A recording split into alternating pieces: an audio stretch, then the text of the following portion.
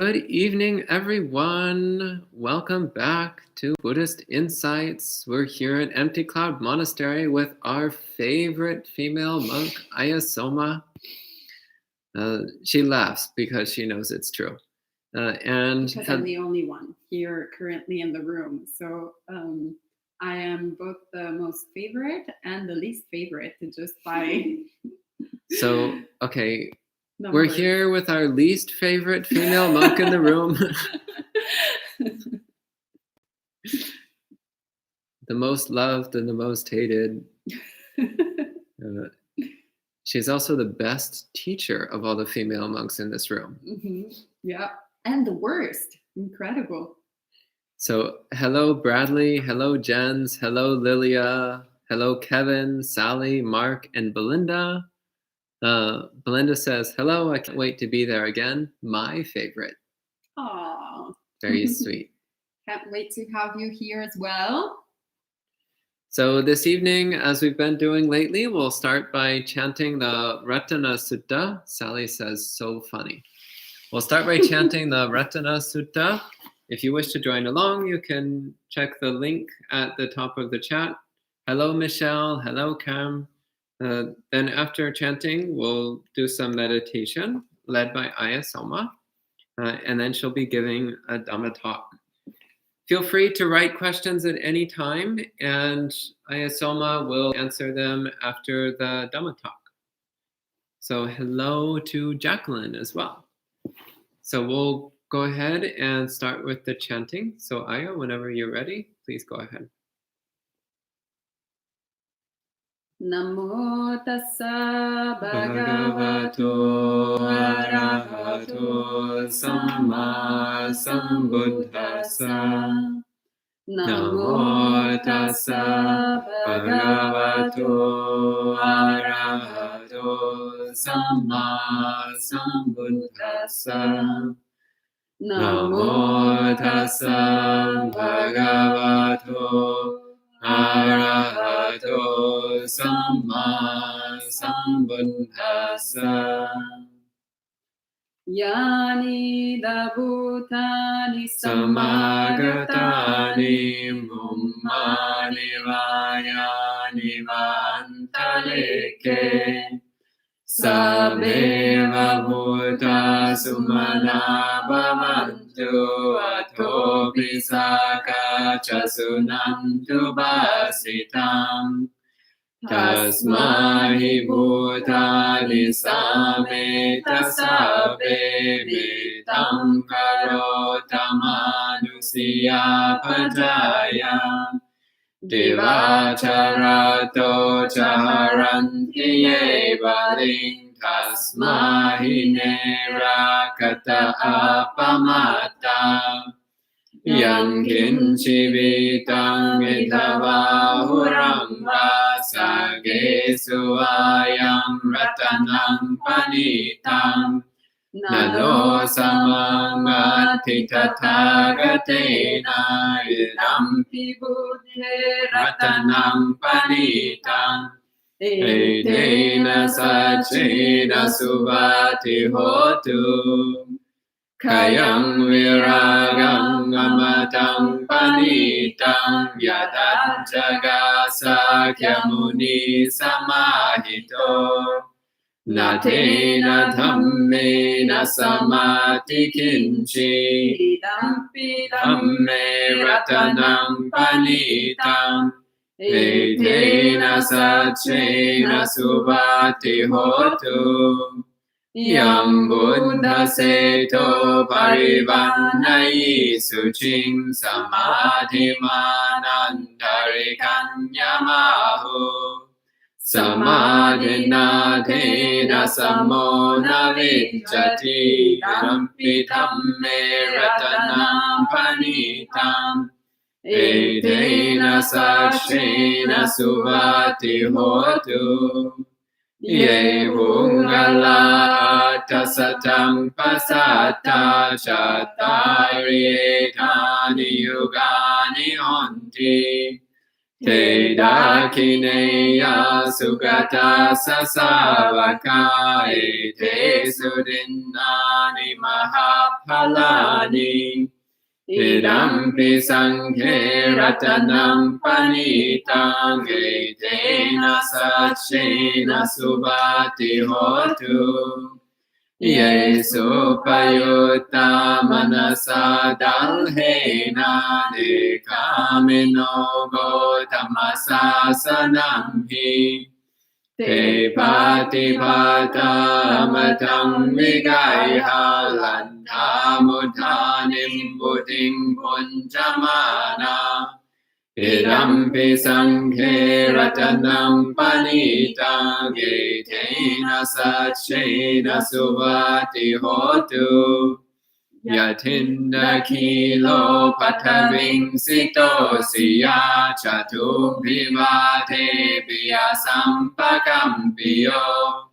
Tadu pamang samburisam vadami yo arya satchani aveccha pasati idampi sanghe ratanam panitang tena sachena subati hotu Sahava sadasana sampadaya tayasu dhamma jahita bhavanti Sakaya diti vichike chitancha silabhatang vapiyadati kinchi Chatuhapaye hicha vipamuto chachabhitanani abhabbokatum Idampi sanghe ratanam panitang tena sachena subati hotu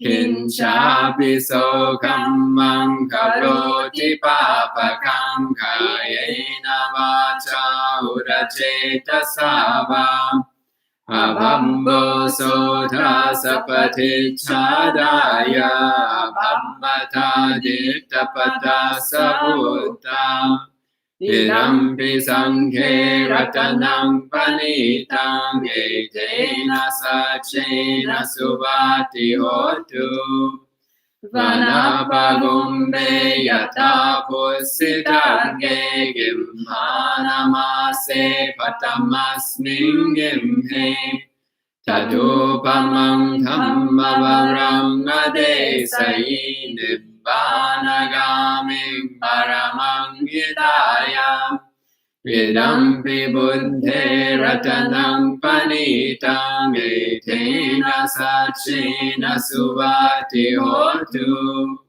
Varo varanyu varado varaharo anutaro dhammavarang adesayi Idampi buddhe ratanam panitang tena sachena suvati hotu Kinam puranam navam nati sambhavam virata citta ayatike bhavasmi Te kina bija virulhin chanda nimbanti dhira yatayam paripo Idampi sanghe ratanam panitang tena sachena suvati hotu Yani bhutani samagatani Bummani vayani va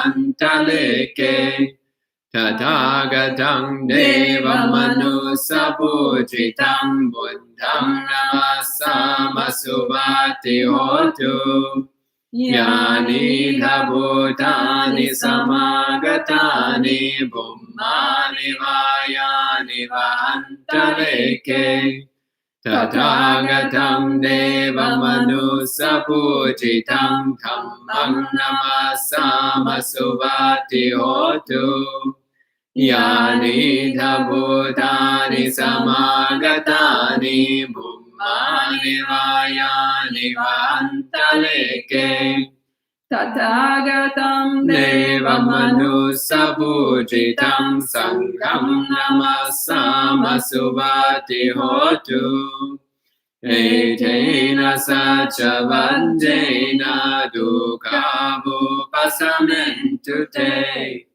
Etena Sacha Vanjena Bhayavu Pasamentu Te Etena Sacha Vanjena Rogavu Pasamentu Te.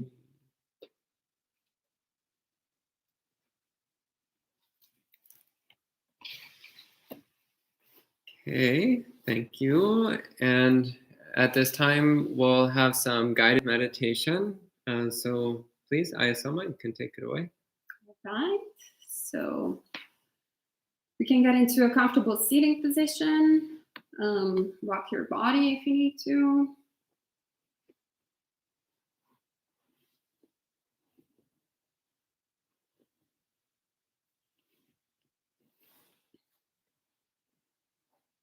Get with your back nice and straight.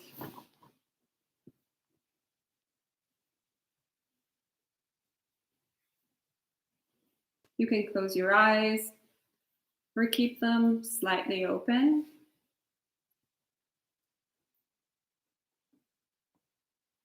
And take a few deep breaths to relax the body and release any tension you might find. Scanning the body from the tip of the head to the tip of the toes.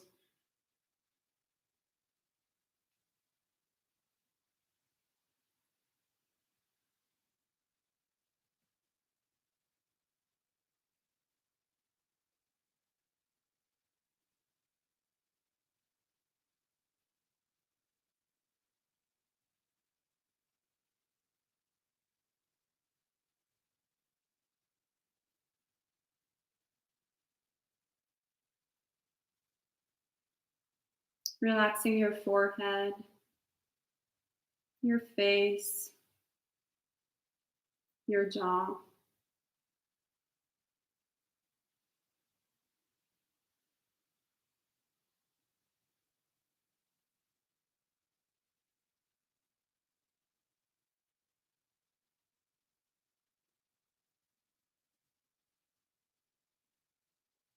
Relaxing your throat, your shoulders,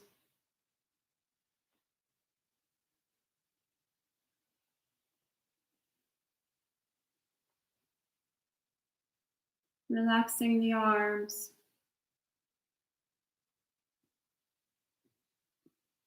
relaxing the belly,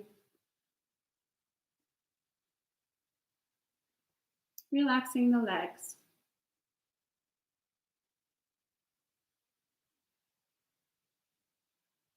Relaxing the breath.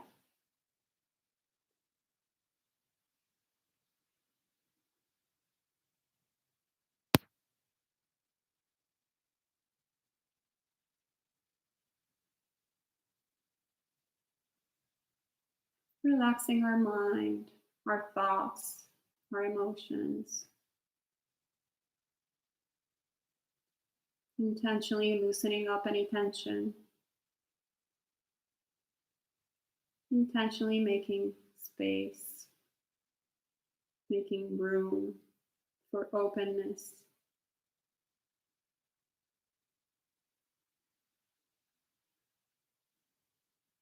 Making room for relaxation and tranquility and peace.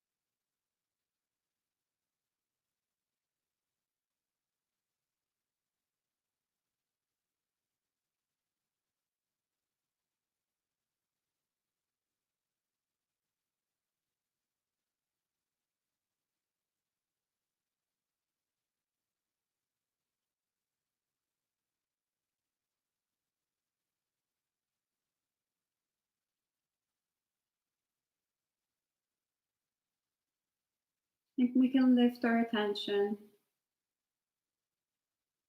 and hold it to the breath, paying attention to every in breath and out breath.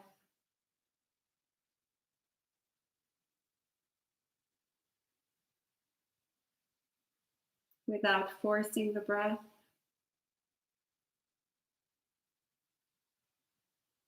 without wanting it to be any different than what it is, we just observe it.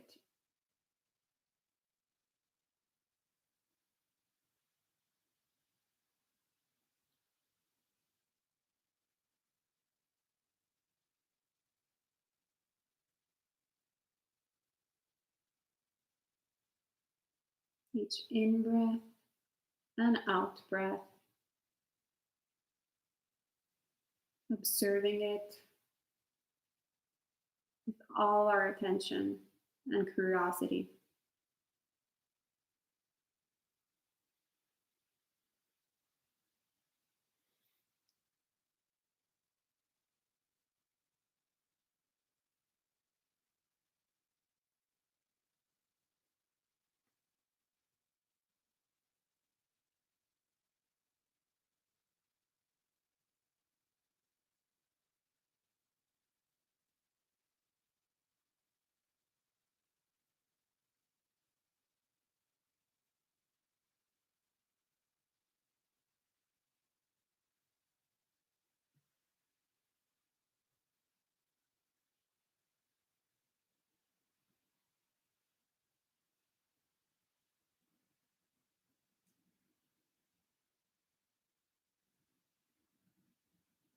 Noticing every bodily sensation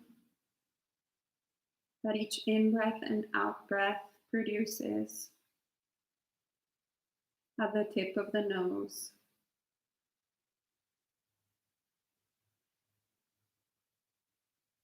in the nostrils,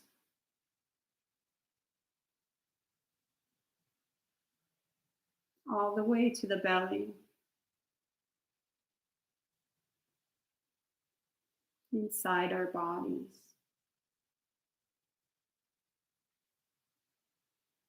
And outside of our bodies as well.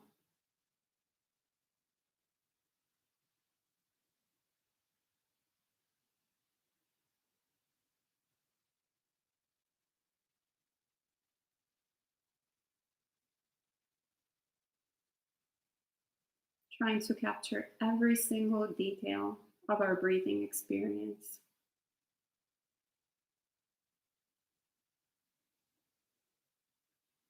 How does it feel like?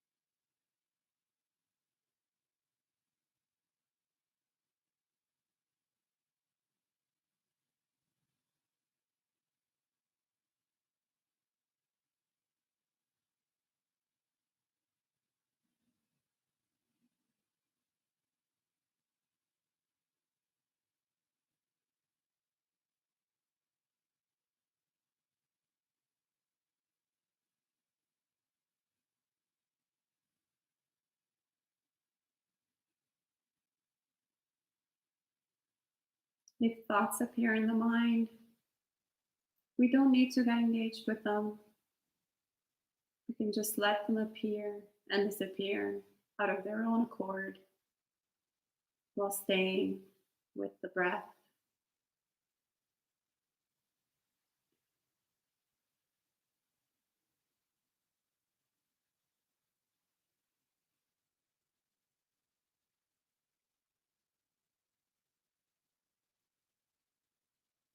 Sustaining our thought to the breath.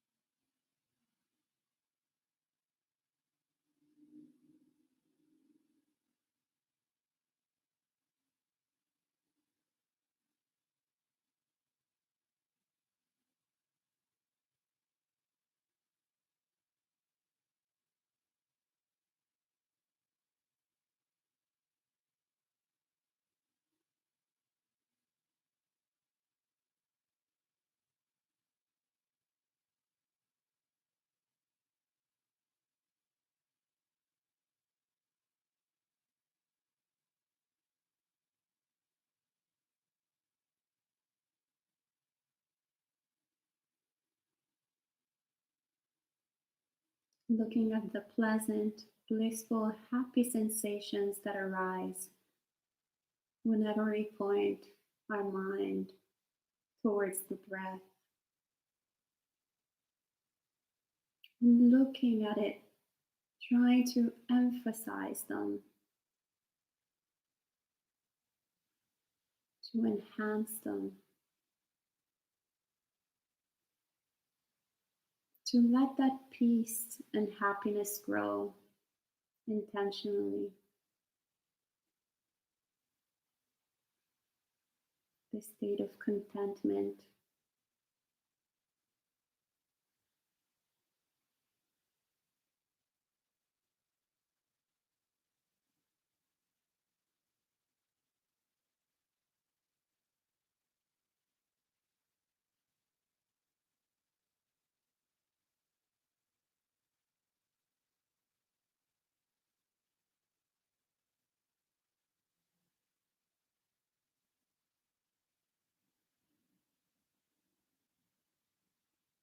Nurturing this happiness and peace,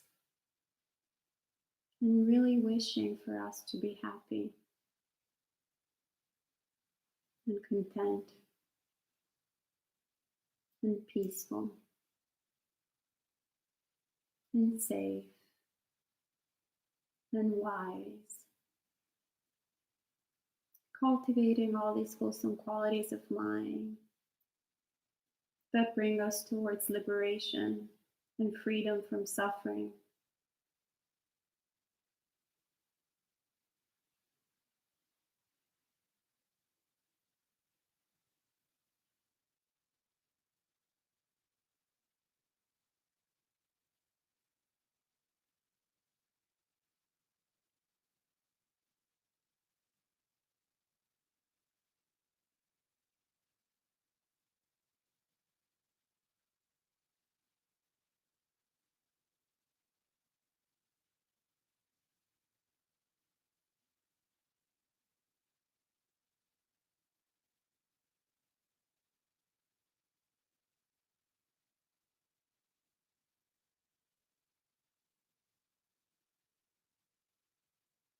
Noticing how the happier the mind is, the more easily it gets concentrated.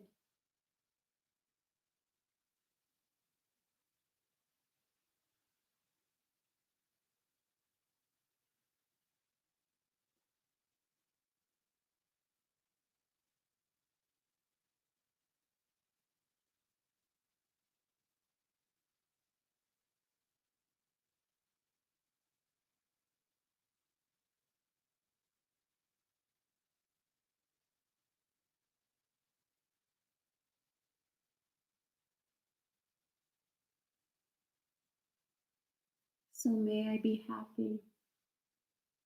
May I be healthy. May I be safe.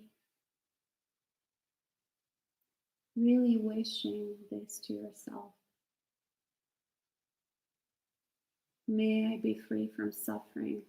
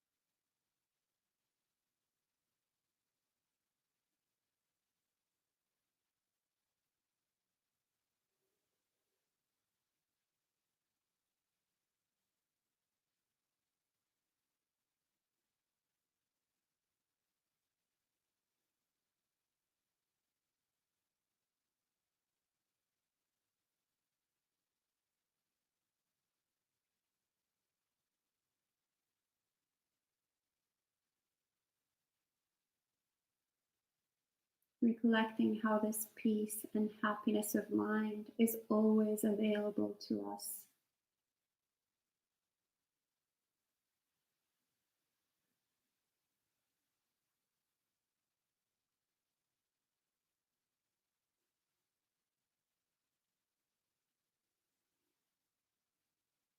Always available whenever we create the conditions for it to arise.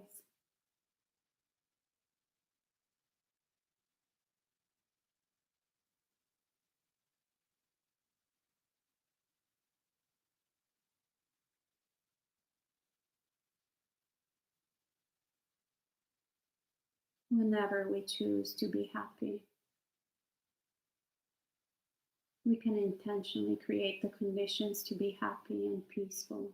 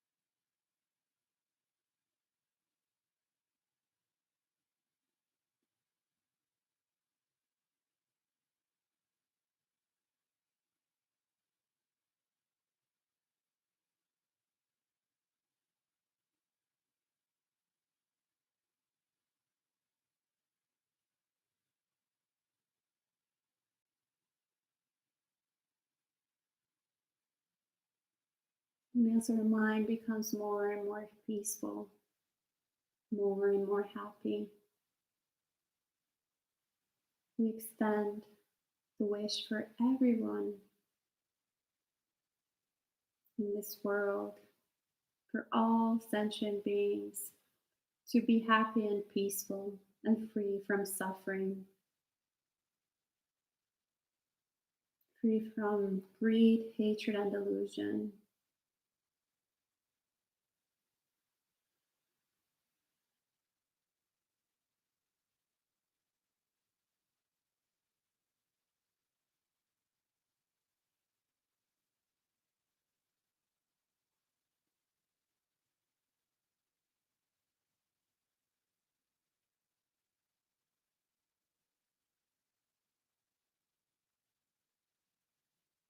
Dwelling in unconditional happiness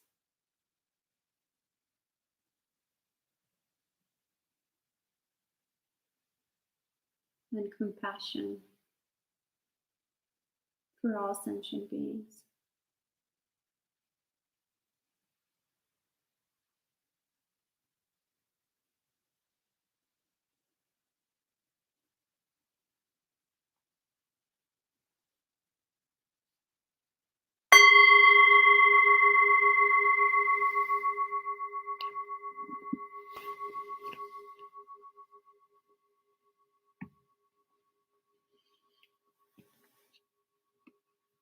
Right, so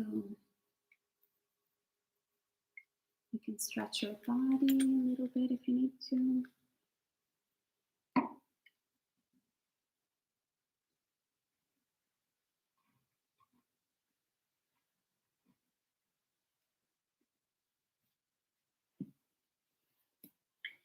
Okay, thank you, Ayyā, for leading us in meditation. And welcome to a few more friends checking in. Hello, Jen, Elaine, Richard, James, Gabriella, Boone, Gita, Victor, and Maya. Happy to see all of you joining in today. So this evening, Ayyā Somā will be giving a talk about awareness of death, which is an important aspect of Buddhist practice. So she'll be talking about why we speak about this subject. So first off, James and Gabriella shared a couple of inspirational sutta quotes. James said, "Good evening, may all be well and mindful. For there is no bargain to be struck with death and his mighty hordes," from Majjhima Nikaya 131. And Gabriella said, quote, "Suppose your clothes or head were on fire. In order to extinguish it, you would apply intense enthusiasm, effort, zeal, vigor, perseverance, mindfulness, and situational awareness," from Anguttara Nikaya 6.20. Then there's a lot of sadhus. Bradley said, "Thank you, Ayyā. That was very soothing, especially considering my roommate in the room below is gossiping on the phone, and the one to my left is singing Lady Gaga."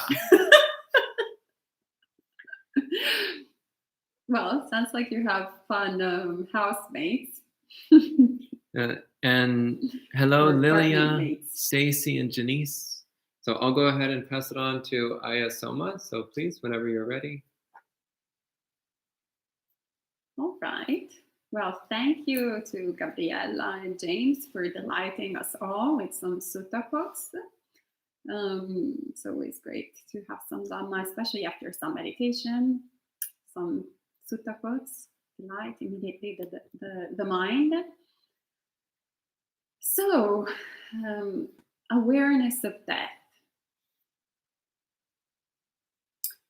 So, we all know that we're going to die. It's buy one, get one free. One birth, you get death comes with it. So we have always that sort of awareness that it's always this surprising thing whenever it happens, whenever we hear about someone dying, or when it happens to someone around us. And that is fundamentally the reason why we talk about awareness of death. It's not just learning a concept, because the concept we already know. We're all familiar with death. There's not one single being that is not aware of it to some degree or another. Even when I was a very young child, I remember I had a very clear idea of what death was. But it was very much different, the idea of death, than it was when my grandfather died or when my grandmother died. Extremely, radically different experience. Even though I knew that they were old in age and sick and they were about to die. So that is one of the recollections that the Buddha encourages us to do every single day, together with old age and sickness, which is two other things that we are aware of their existence, aware that we're subject to, but not really quite aware, not really fully understanding. So remember, when I turned 30, I remember looking at myself in the mirror, and at a certain point, I saw this friend here, this wrinkle here, and I was in shock. I was like, whoa, I have a wrinkle on my forehead. When did this happen? How did this happen? Incredible shock. Or the first gray hair that I got, which is still one. But so actually, this wasn't terribly too long ago. It was 3 years ago. It was just one that appeared, and I was like, Where is that coming from? Or whenever I become sick, or used to anyway. Now I'm getting a little bit more used to it. But this incredible shock, craziness, like, wait, I thought I was the person with the great immune system. How's this thing, what's going on here? There's something wrong with it. Yet we're not quite surprised, when we hear about abstractly, like, oh, there are people in such continent that are sick, that are dying, or whatever. We kind of understand that is the sort of situation that happens. We're not too. This is in normal times, obviously. Outside of the pandemic, in general, we're not terribly concerned about the fact that people are dying or sick. We understand that that's kind of the nature of it is. We're only concerned and a little bit weirded out the more it gets closer to us. So if it's people we know, then we're like, oh, that person is sick or is dead, or, ooh, look at that person, how much they aged. Wow, overnight. They used to look so young. What happened to them? So it's interesting how one can conceptually know something and then be completely missing the point, completely misunderstanding how things are. And this is what in Buddhism we call delusion. So delusion is not just living in whatever la la land, or or being completely not in sync with reality, but it's actually experiencing reality and avoiding to see it clearly, pretending that it's not there. So having this ball right in front of my eyes and not actually looking at it, not feeling it, not wanting to see it, which is why science, I don't remember the exact statistic, also tells us in the studies how we miss most of our experience. Perhaps Svante remembers it's like 90% of our experience every moment we completely ignore, or something like that. Do you remember? Yes, he says. Which I say, I think it's a yes. Which gives us an idea of how much out of sync we are with something that is right in front of us. And it's not something that is particularly unique to me or to Bante or to May or to Jen or to any of you who are not in this room, or to Stan, our cat, resident cat, or to the chickens outside. Just an experience of all asuttava pathogenas, of all uninstructed worldlings, as Bhikkhu Body translates that word.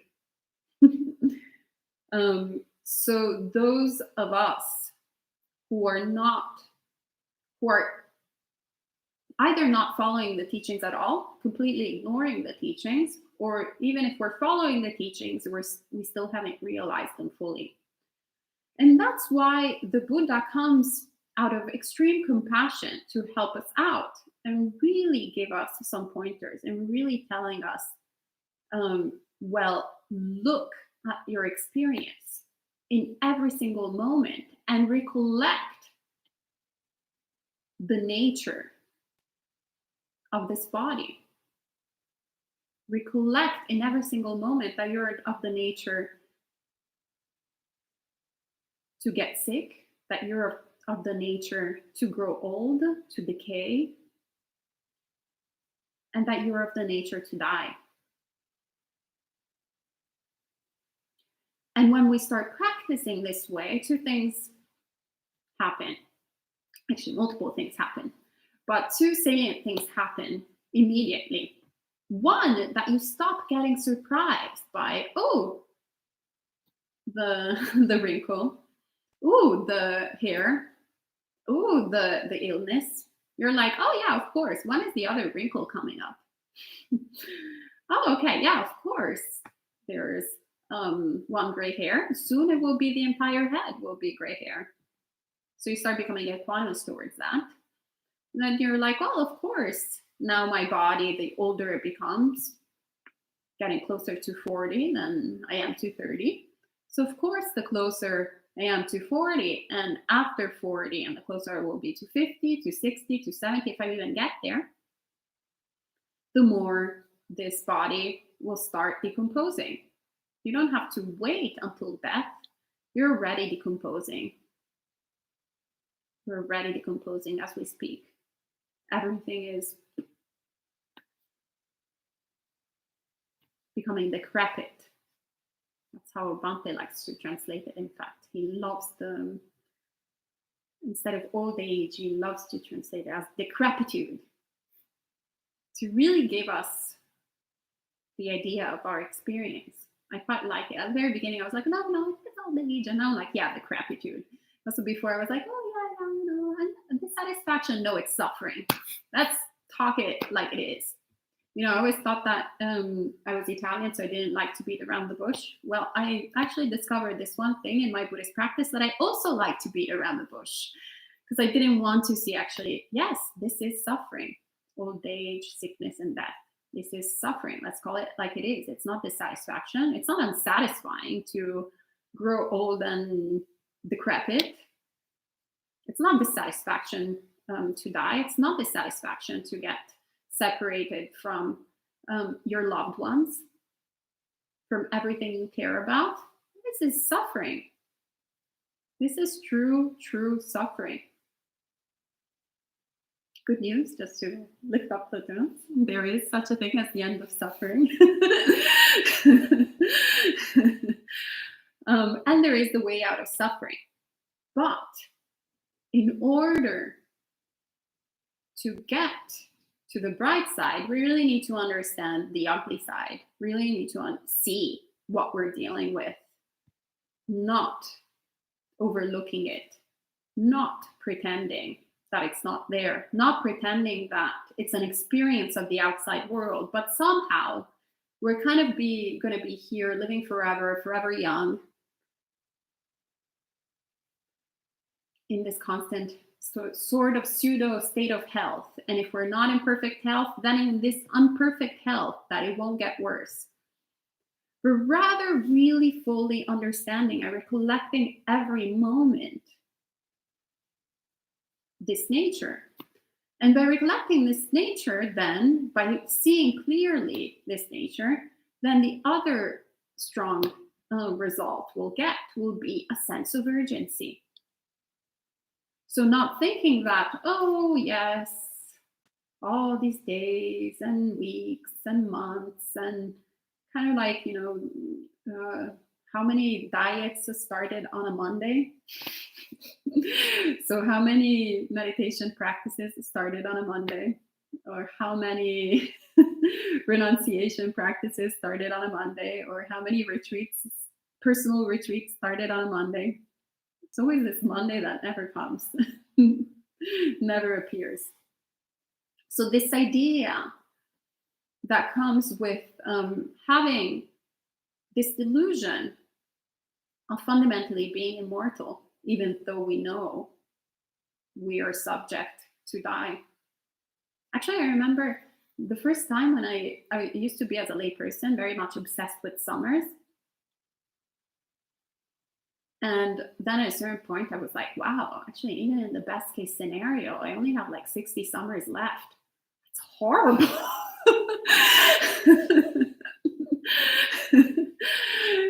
And it was such a sort of trivial thought, but it occurred to me, and this was even before my Buddhist practice. I was like, wow, this is like in the really best case scenario, I have 60 summers left.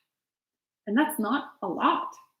So then I thought, oh, okay, probably I should go and move it to a tropical country, so at least I can double it up to 120.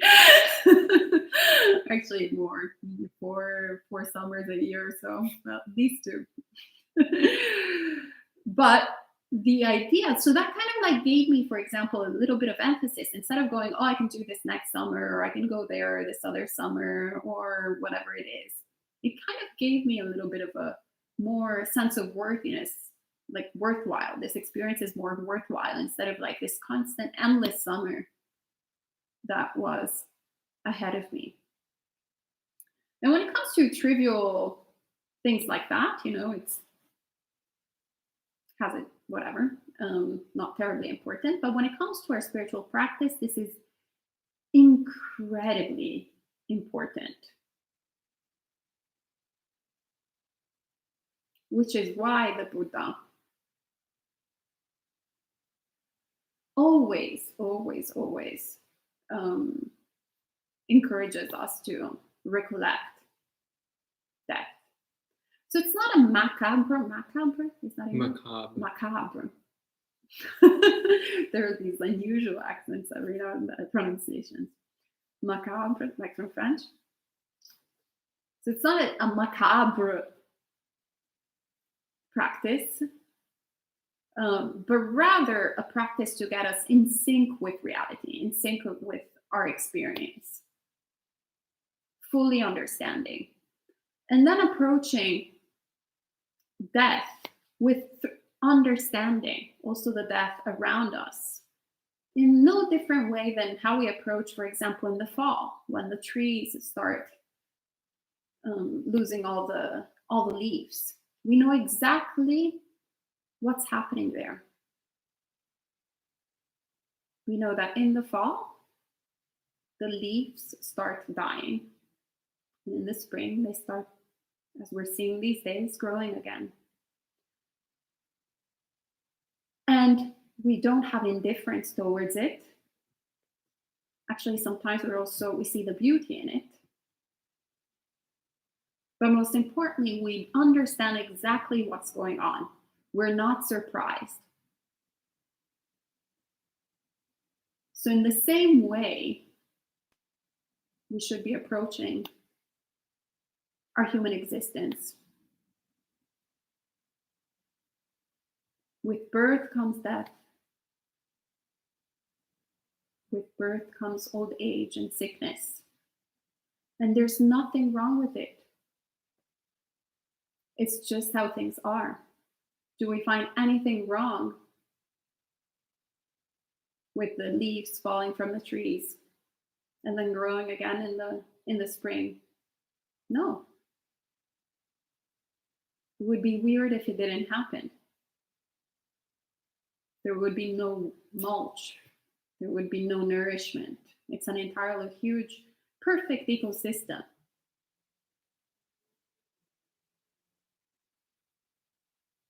But most importantly, our approach towards it is of understanding, which is why it's also so peaceful to be in nature.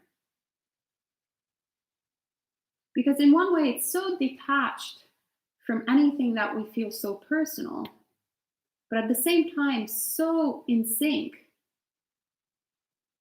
with the truth of how things are, that it's at the same time extremely peaceful and extremely beautiful, but nothing that we are not attached to the tree. We're not attached to the plants. We're not attached to our environment. We appreciate it. We can care about it. We love it, and it brings openness and peace. So I guess that's all I have to share about awareness of death this evening. Perhaps we can go to the questions and see if you have more inspiring sutta quotes, or maybe something else. Okay, well, thank you so much, Ayyā. And there's already a lot of comments and questions already. But if you have more, of course, you're welcome to put in more, and we'll see what we have time for this evening. So first off, hello to a few more friends joining in. Hello, Helen, Anne, Maria, and Ox 41, 41, 41, 41, whoever that is. Nice name. Not quite sure what it means, but okay. So, first off, mm, Helen asks, should we be afraid of death? Are you afraid of birth? Might be a Zen question. You should be. So, should we be afraid of death? The answer is, are you afraid of birth? Contemplate that. Victor asks, is it true when we die, although we do good karma, it doesn't guarantee we're going to get the fruit of that karma in the next life? It could be bad karma that ripens first. How do we make sure our good karma comes first? By focusing in the present moment, right now, to attain awakening, right here, right now, without worrying too much about the future. So right now you have the greatest conditions. You have access to the Dharma. You're also born Buddhist, so you already have a head start, which is great. Victor, bonus points. Incredibly good karma. Born Buddhist, lots of faith, great sila. You just need to practice on samadhi. So don't worry about death. Worry about right now. Practice right now. Make good karma right now. Don't worry about the future. Then James said, my awareness of death began when I looked down, saw bandages everywhere, needles in both arms, and a breathing tube in my nostrils at 4 years old from surgery number 3. Then I knew that death will come. Oh, thank you for sharing. Yeah, a lot of times, our delusion is so strong that unless we have really strong, impactful experiences, it's very difficult to realize it. Which is why a lot of, for example, some monastics come to, ordination because they go through, after going through really strong experiences where they really see the deepest suffering. So we don't want to, of course, wish for people to have these strong painful experiences. We don't want to wish for every 4-year-old to have the same experience that you had. But at the same time, also when we ourselves have it, looking at them, as you said, as great opportunities to really look at how relevant, how true the Dhamma is.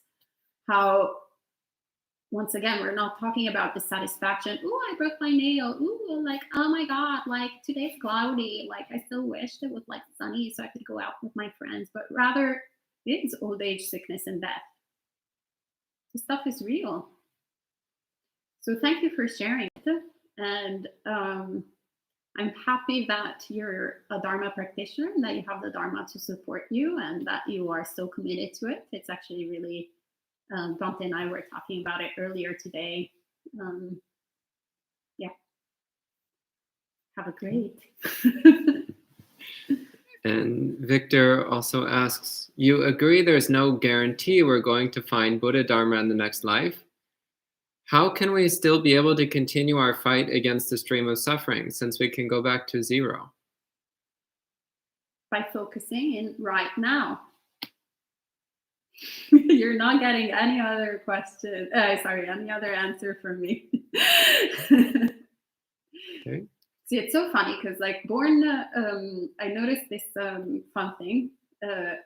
Buddhist born people always talk about the next life.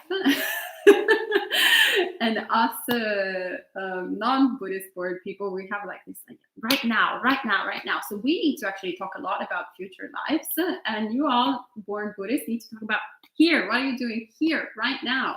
And yes, actually contemplate the fact that in the next life, you might not be in touch with Buddha Dhamma. That's, something to be a little bit afraid of. So better take advantage of the current conditions. Create some sense of urgency. As we said the other night, be your own deva. The devas that go to the monastics and go, hey, what are you doing there, wasting all that time? Come on, hop, hop. So be your own deva and create that sense of urgency. Forget about future lives, or think about future lives in terms of, right now I have the teachings of the Buddha. Next life, especially since right now, if we keep on being in this world system, for example, and since we are getting closer and closer to the apocalypse and the degeneration of everything, they say also that in a couple of decades, actually, the majority of Buddhist countries, unfortunately, will be underwater because of climate change, unless something miraculous happens. It's really incredible, actually. Big part of Thailand, big part of Vietnam, big part of Burma as well, Korea. It's remarkable how there are all these countries that happen to be Buddhist. But I was looking at it a while back when actually Bhante Sujata was here, and I was thinking, well, when there is a lot of the generation of morality, actually, that's when the Dharma disappears. So it seems quite likely that, that it's sort of going in that direction. Hence, right now you have the Dharma. That's all I'm saying. Right now we all have the Dharma. Right now we all have a great opportunity. So focus on the present practice. Okay, then Bradley says, I've been in a funk all day and I found that the reflection on impermanence was super helpful. I was just reflecting. Yes, I've been in a good mood for a while and now I'm not. Feelings are impermanent. Just being mindful of my feelings was helpful, and then the samatha meditation tonight helped a ton too. Thank you. Oh, I'm glad to hear. Jen asks, I remember one sutta the Buddha got super graphic about the body decaying and all this picked away by crows and stuff. Why did he get so graphic? And then there was a long discussion of different people's opinions on why the Buddha said that and all these things. Do you want to answer the question, or do you want me to go through the whole conversation? Long story short, so the Buddha is an extremely compassionate being. So he knows, and on top of that, he has perfect understanding, since he's a Sammasambuddha. He has perfect understanding of the people that he has in front of him, and knows exactly what they need to hear in order to make progress towards awakening. So whenever he goes into details, it's graphic details, it's because that's what the people needed to hear at that time. So it's always, sometimes we actually really need to look at it, really understand what this is, which is why it's also recommended for a lot of monastics to go to cemeteries. We used to do actually contemplation of death in cemeteries. And in this country, unfortunately, we can't do it, to go to the morgue and actually look at bodies. But in Buddhist countries, in Thailand, the monastics have actually like first pass to go and look at all the dismembered bodies and really look at what we're talking about. Yes, absolutely. Dispel all this thing. I mean, here, definitely in the West, I haven't been to funerals in other part of the world. Actually, I've only been in funerals in this country a few times, and definitely in Italy. And the bodies, how we keep them, we start putting all this makeup on and all this like whatever fluids in order for them to look all pretty and still kind of alive, which is really creepy actually. I still remember like it was yesterday, the first dead person that I saw, which was my grandfather, and how he looked like a sort of wax figure, and cold as death. Very freaky with the kind of like makeup putting on. So why do we do that? Pretending that the person is still somewhat alive, instead of actually seeing, really understanding what this is. Then we put the whole body in caskets, and then we immediately we put also another layer on top of it of marmo, how do you call it, stone on top of it, just like everything polished and pretty. I mean, yeah, it's all well and good and it's okay, but let's really get to the nuts and bolts of what is this death. And sometimes you need some deep visuals to really understand it, get it. Okay. So then James said, answering Jen's question, James said, usually to induce disgust and turning away from clinging to the body. Gabriella says, I love the sutta where the Buddha asks how often you practice mindfulness of the death. And the monks go on a monk-off competition. I do it every 24 hours. I do it every 12 hours. I do it for every bite. Well, I do it for every breath. Well, that's, dudes competing. Hey, my mindfulness of death is bigger than yours. Bradley also said to Jen, I'd love to hear Ayya's take, but I know it's also used as an antidote for lust, which for celibate monks is important. Like, is this the body you desire? Bones, sinews, etc.? Yeah. So, there's a Soba meditation, obviously, which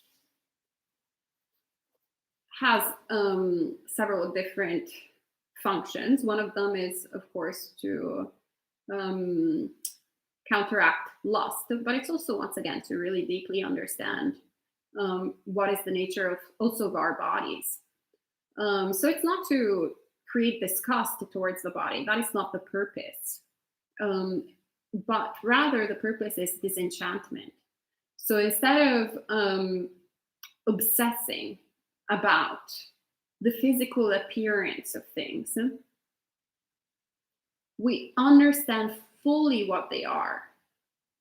Because we tend to just focus once again on the outer layer. So it's kind of like a gift. So if we had a wrapped, the wrapping is all beautiful and shiny and glittery, and then we open it up and it's actually very, putrid and big pile of feces, which, by the way, we all have. We're all full of shit. So it's very apt. So yeah, you open it up and then you see, oh, there's all of that inside. And it's totally fine, but it's not fine when we only obsessed with the wrapping and we don't see the inside. But it's equally unhelpful if we only focus on the inside and we're not aware of the outside.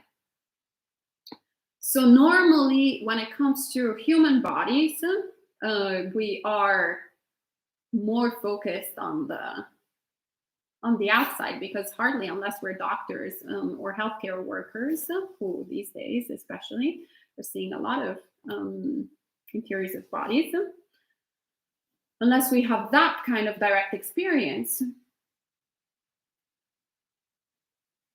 we don't really get to see that part of the body. So we still have a lot of stuff left to go through. Okay, I'll try to be more short. Okay, so Anne says, true realization of death is so integral to skillful practice, and we can have such strong conditioning to turn away from the reality. Jen says, birth, the cause of every death. Gabriella asks, how do we know if we are close enough to stream entry so as to quell fear of death? So as to? Quell, like get rid of the fear of death? Wait, repeat the question. How do we know if we are close enough to stream entry so as to quell fear of death?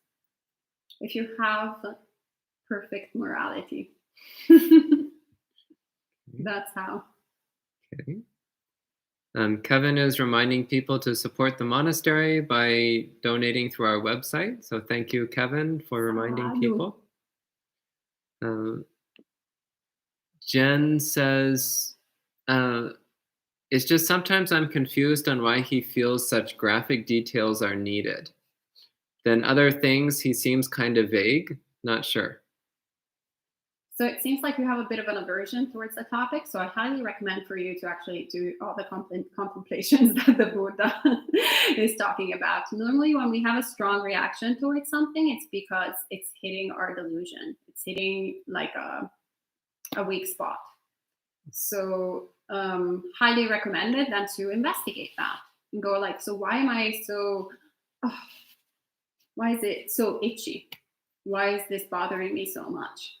Let me do this contemplation. Let me really see what is my relationship to death. What is my relationship to bodies?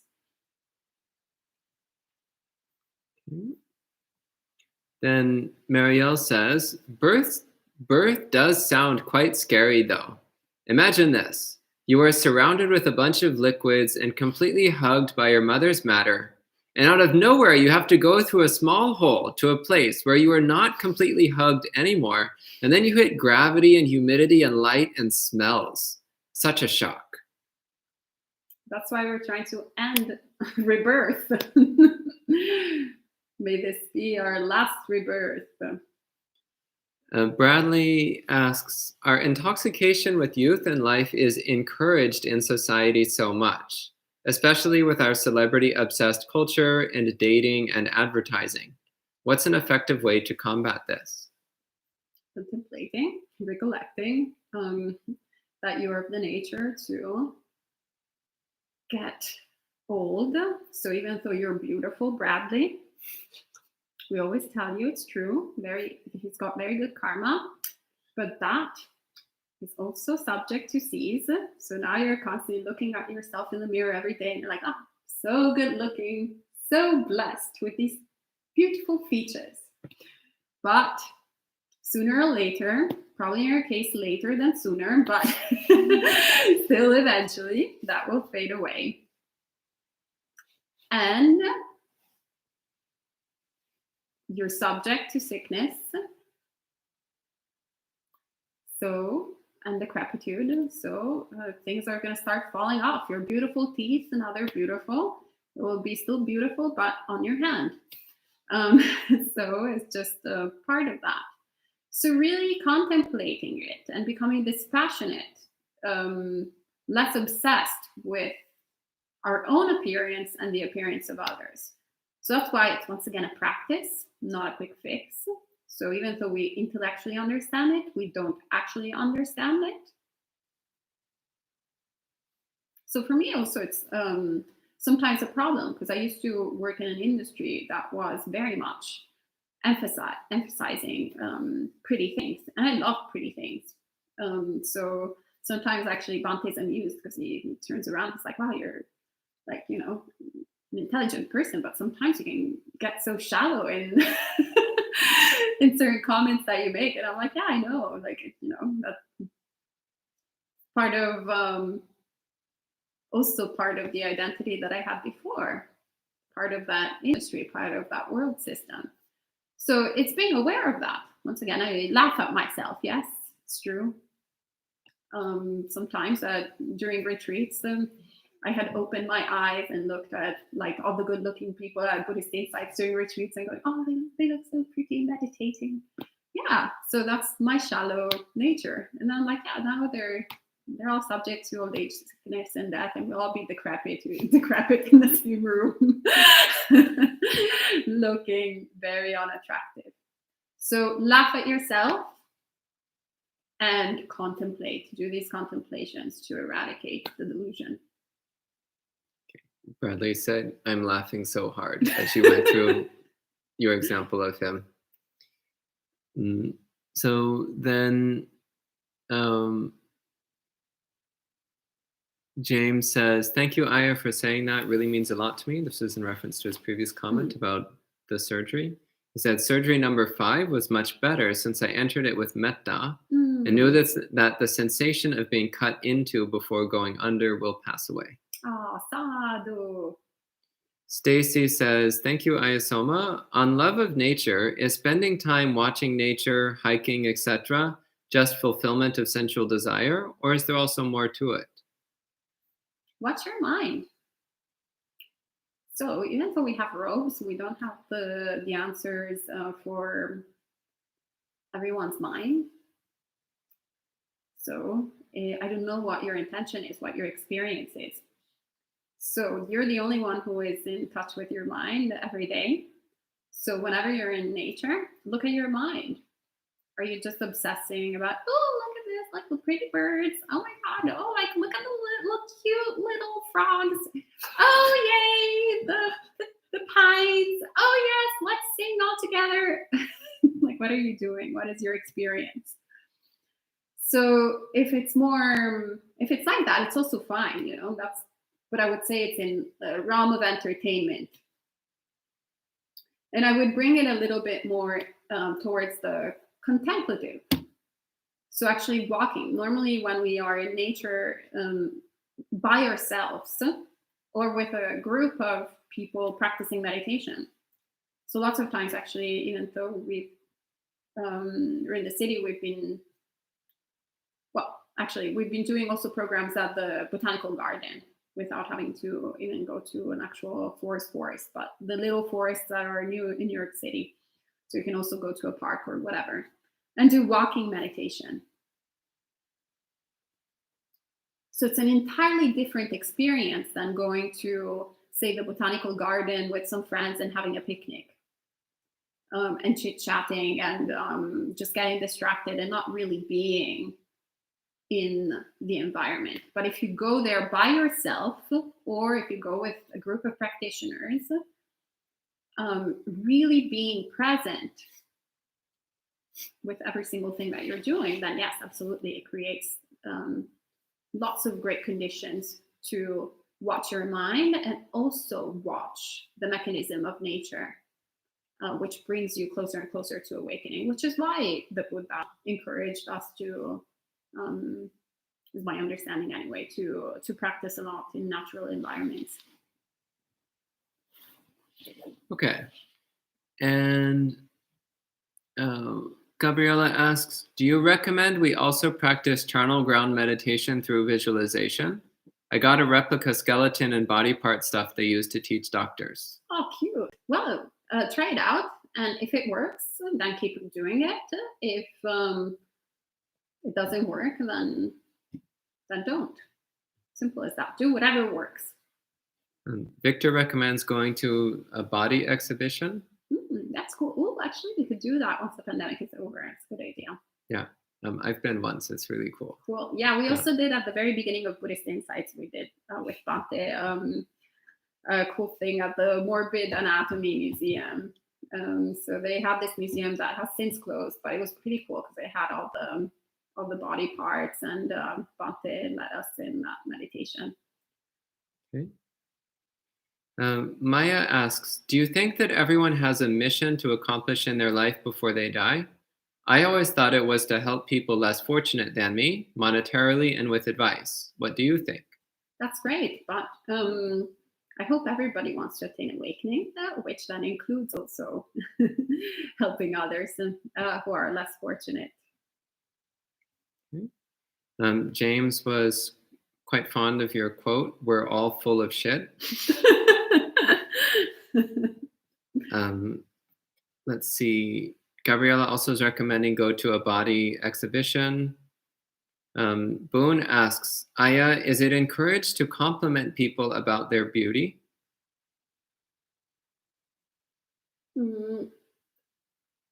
Like just in general?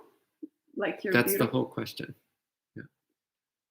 Like, I don't think so. I mean, I don't think one way or the other. It's a weird question. Wait, to say how beautiful you are. I guess so. He's asking if it's encouraged to compliment people about their beauty.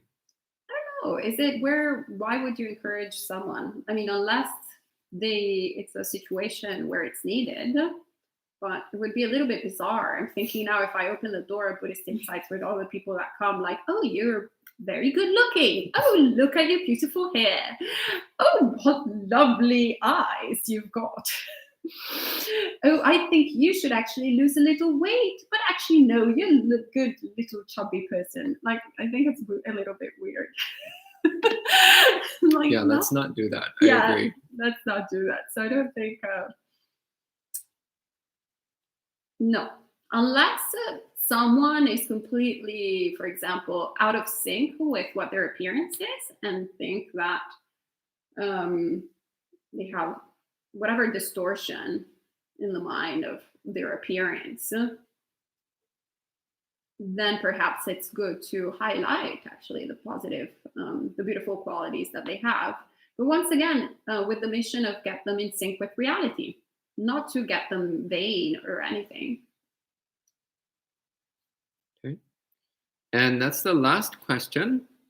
So if there's no more questions, then maybe we can go ahead and end for the evening.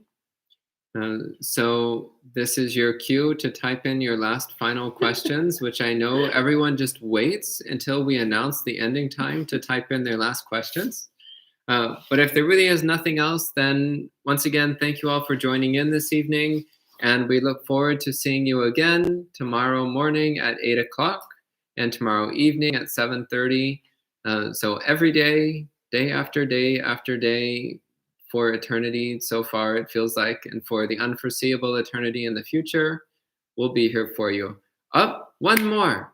James says, does mindfulness of death lead to Nibbana? He spelled it out so that Google wouldn't censor it. That's right.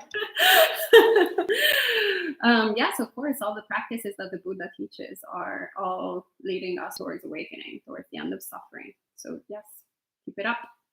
Great. All right, well, I think that's the last one. So thank you so much for joining in, and we'll see you next time. Sadhu, sadhu, sadhu.